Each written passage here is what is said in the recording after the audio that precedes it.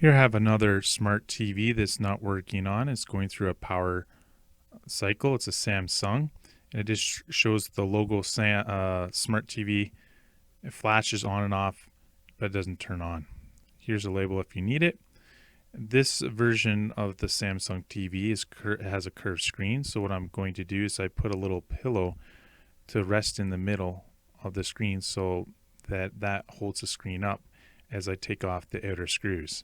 Then you want to go and take out the screws on the back case to get at the electronics in the inside.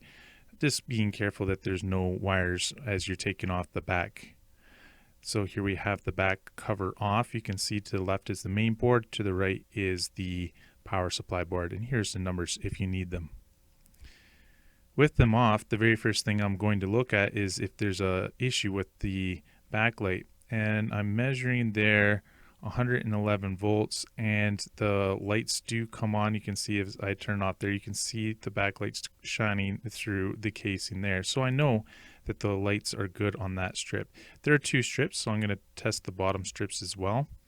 And again, 111 volts. So I know the backlights are working. And I'm just measuring the voltage when it turns on too, and it was 120 volts from the power supply. So it's looking like the power supply is good. Now there's this cable that goes from the main board to the power supply board, and when it's connected you can see it's flashing on and off.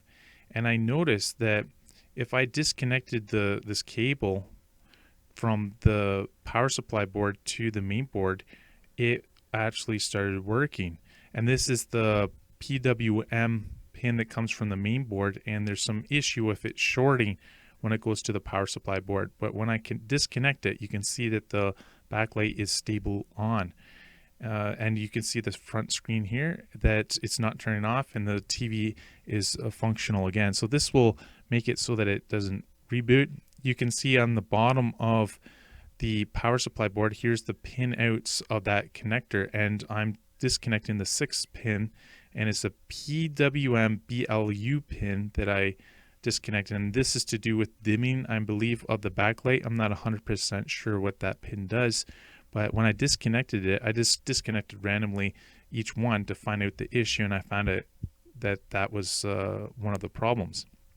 So this is the way that it goes in, and if we flip it over, I'll show you that pin that we can disconnect. It's quite an easy fix here. Just getting a tool that's sharp, and you want to count up. So we have the different pins, and we want to disconnect the 4th one from the top. And just pushing it in and prying up a little bit, you'll be able to pull out that cable, and that will stop the signal, because this signal is shorting out the TV. So the main board automatically reboots because it's thinking that there's a short. So you can disconnect that wire there, just pulling it out, and then using some electrical tape, just tape over that pin, and this will make the backlights turn on, and it'll get your TV back in going. So I'm just reconnecting the cable. I also noticed that the backlights will still be on when the TV is off, so you'll have to disconnect the power supply board. But instead of buying a new TV, this will fix your issue, and it only takes a couple minutes just to take off the back. So here the screen is working. You can see the backlights, there's no issue, and it's not going into power cycle mode again. You can see I have it playing a video here, the DVD, the sound's working, everything's working. So if this video was helpful, please hit the like and also comment so that other people can find this solution, okay? A very quick fix here again is the pin out of the bottom of the power supply board. And thanks for watching. Please subscribe, and I'll see you guys next time.